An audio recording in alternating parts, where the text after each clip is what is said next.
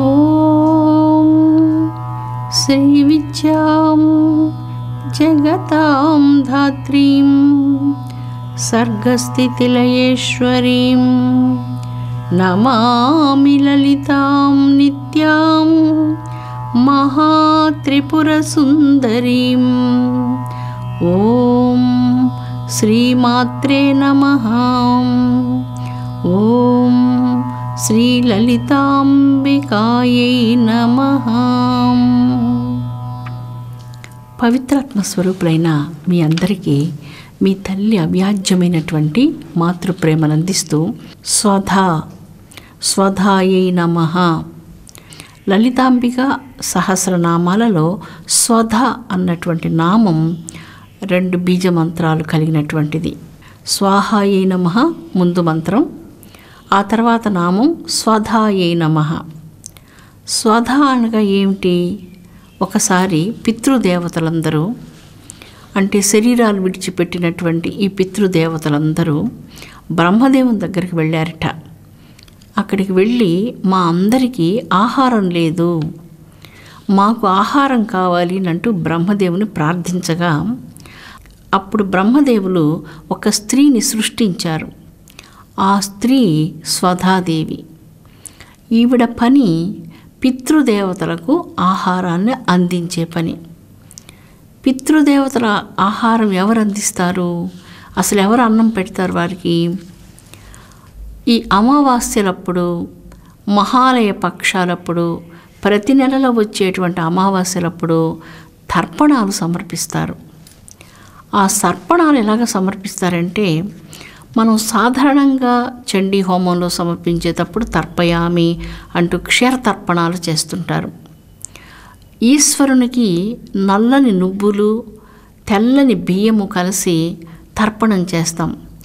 భవం దేవం తర్పయామి, ఇలాగా సర్వం దేవం తర్పయామి, ఇలాంటి తర్పణాలు చేస్తుంటారు. భవస్య దేవస్య పత్నిని తర్పయామి అంటూ వాళ్లకు తర్పణాలు చేస్తుంటారు.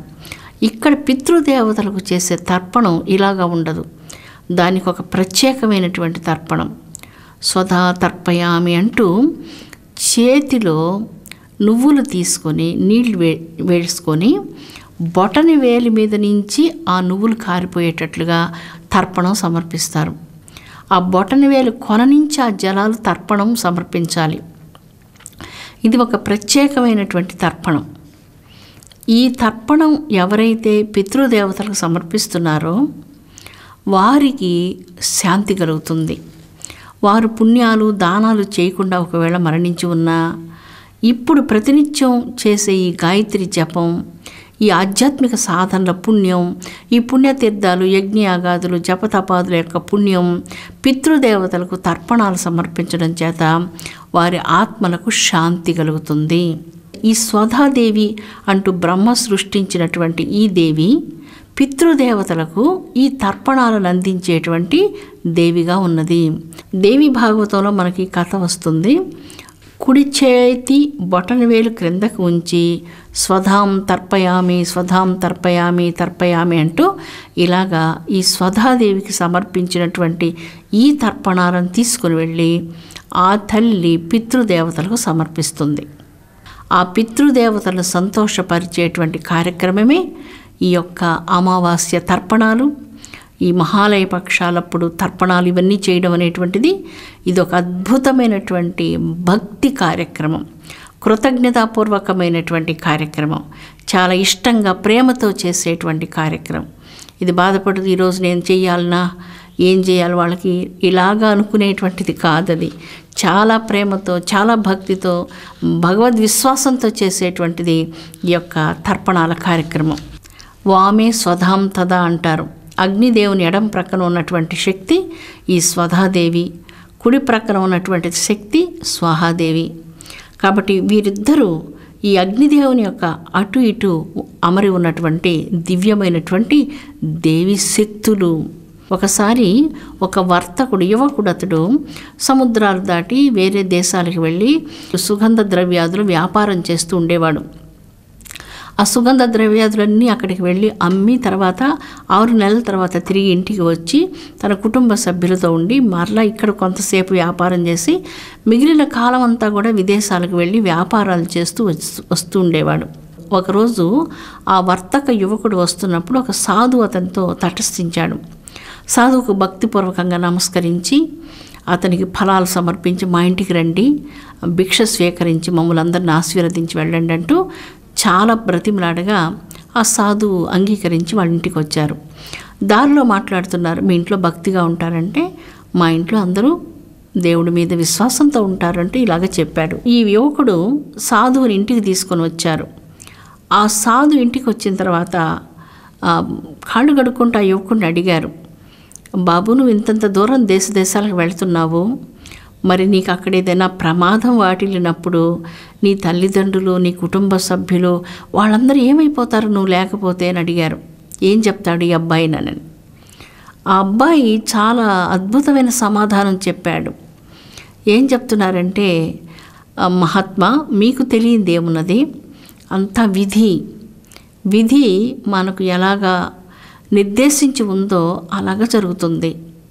అంతా ఆయన దయ మీద ఆధారపడి ఉంది. నేను ఏం చేయగలను, చాలా చిన్నవాడిని, నిమిత్త మాత్రుని. ప్రతినిత్యం ఆయన పూజించుకొని అంతా నీవే చేస్తున్నావు, నేనేం చేయడం లేదు అన్నటువంటిది మాత్రం నేను తలుచుకోగలను. ఇంతకంటే నేనేం చేయగలను, నాకు అక్కడ ఏదైనా జరిగినప్పుడు ఆ విధి వ్రాతను నేను ఎదిర్చలేను కదా అన్నాడు. ఒక చిన్న యువకుడు ఇంత పెద్ద మాటలు మాట్లాడతాడని ఆ సాధువు గారు ఊహించలేదు.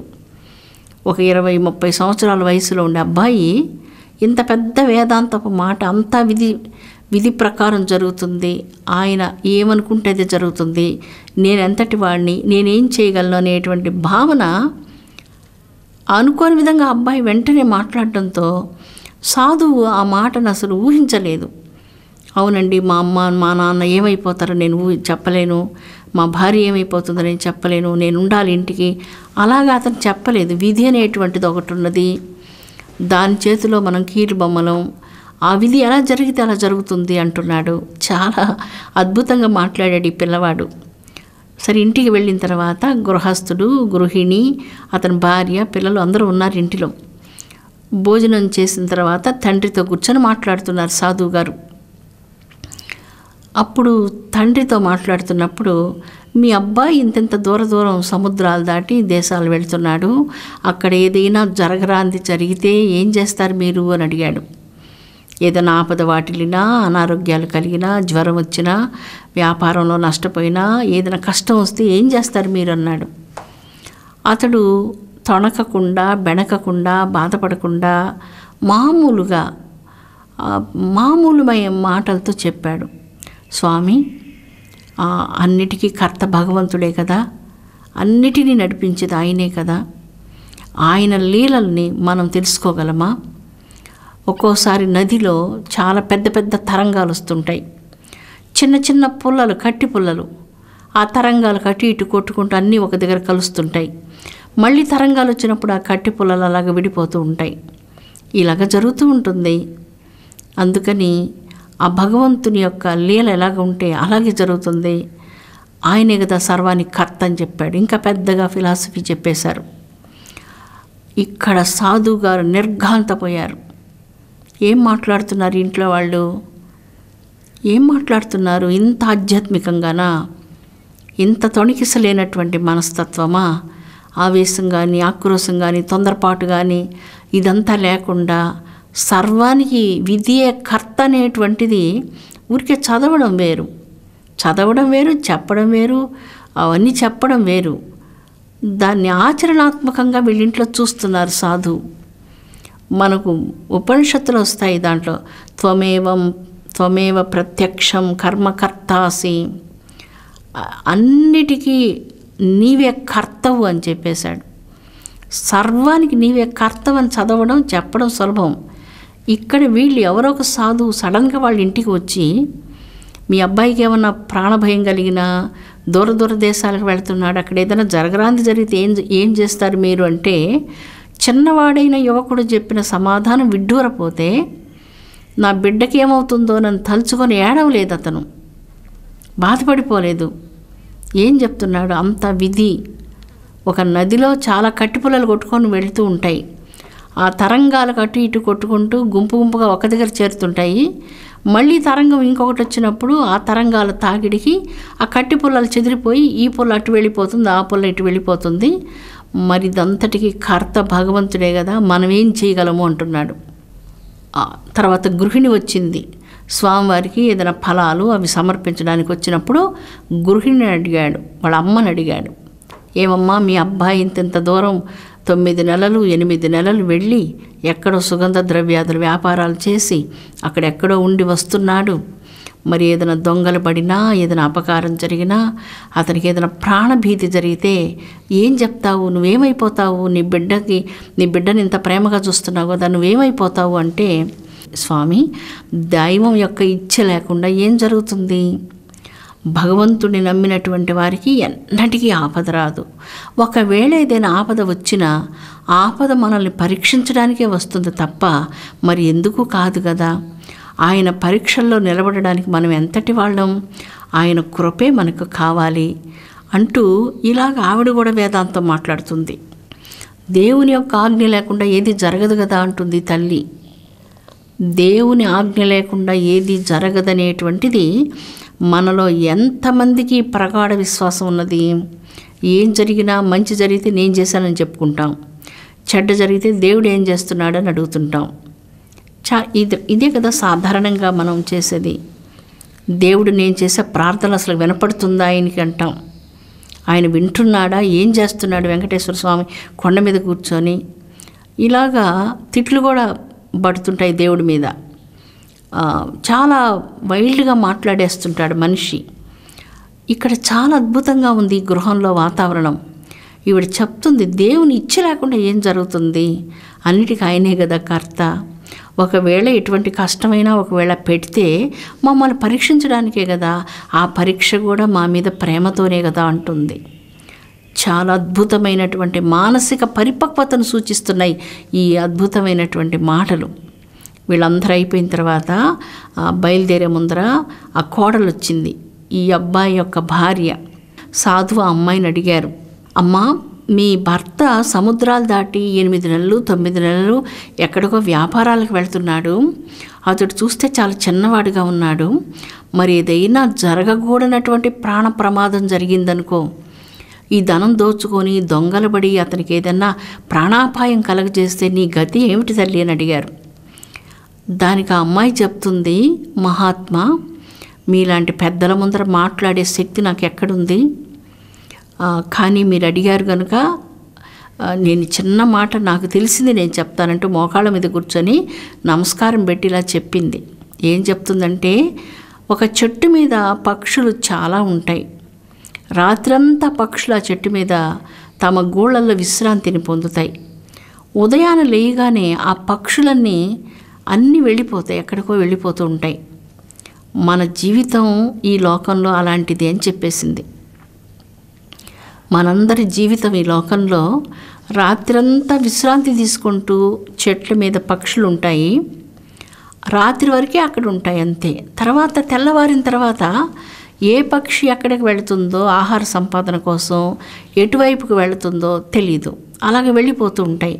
అదేవిధంగా ఈ సర్వము విధిశక్తికి లొంగి పనిచేస్తుంది. ఈ రుణానుబంధాలు తీరిపోతే ఎవరికి వారు కలవడమో విడిపోవడమో జరుగుతుంది.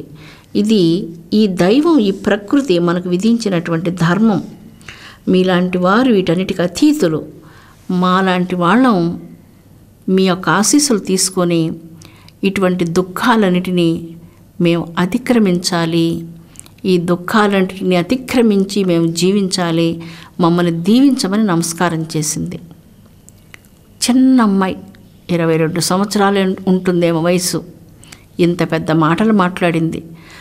జీవులందరూ రాత్రిపూట నిద్రించేటువంటి పక్షుల్లాగా ఒక చెట్టు మీద, ఈ ప్రపంచం ఒక చెట్టు లాంటిది, మన గూళ్ళన్నీ అలాంటివి. మనమందరం విశ్రాంతి తీసుకుంటున్నాం కొంత సమయం, తెల్లవారి మన టైం వచ్చినప్పుడు మనం ఎగిరిపోతున్నాం. పక్షి ఎగిరిపోతుంది. అది ఎక్కడికి ఎగిరిపోతుందో, ఎలాగ ఎగిరిపోతుందో అదన్నీ తర్వాత విషయాలు. అవన్నీ మహాత్ములు ఈ సుఖాలకు దుఃఖాలకు దూరంగా ఉంటారు. వాళ్ళకి ఈ సుఖ దుఃఖాలు వాళ్ళ మీద పనిచేయవు.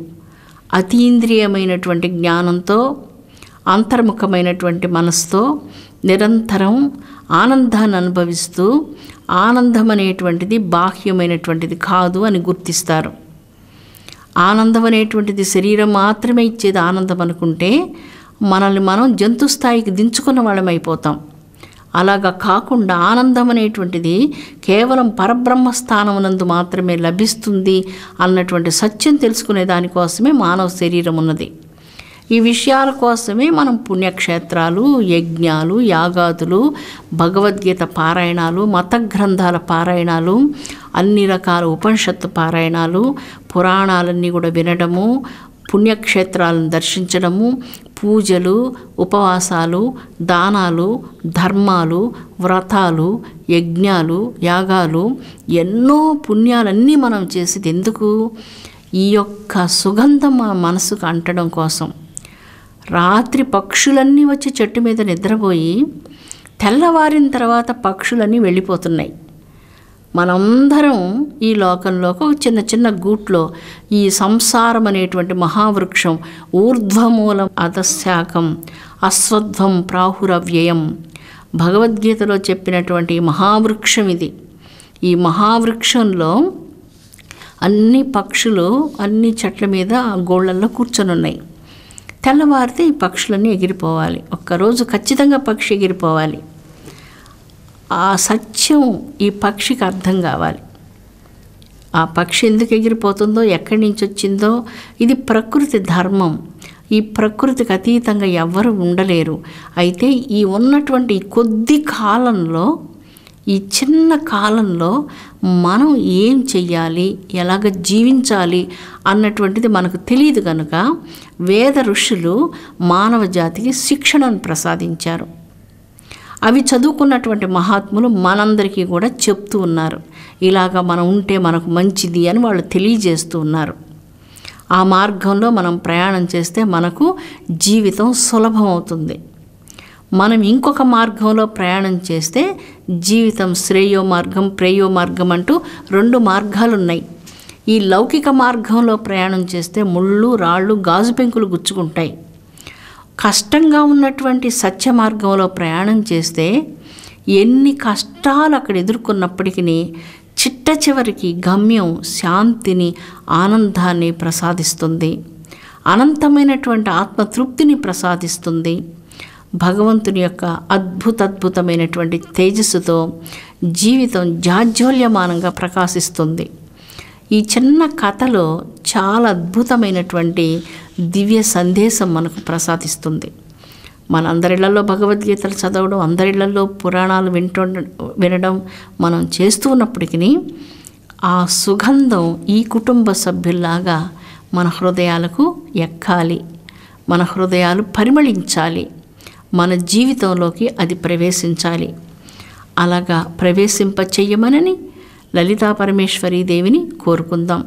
స్వాహాదేవిగా, స్వధాదేవిగా విరాజిల్లుతున్నటువంటి కన్నతల్లి పాదపద్మాలకు భక్తితో హృదయపూర్వకమైనటువంటి ఆత్మాంజలిని సమర్పిద్దాం. స్వస్తి.